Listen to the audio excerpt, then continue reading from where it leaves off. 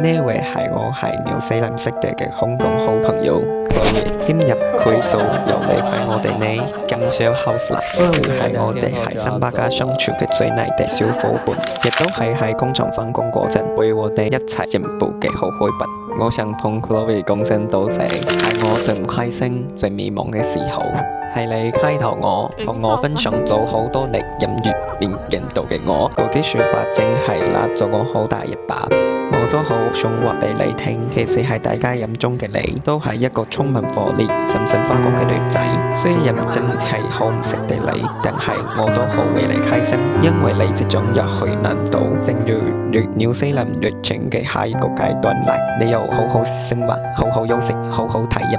最有嘅係每日都開開心心。多謝你啊，我嘅粵語老師，我嘅打工伙伴。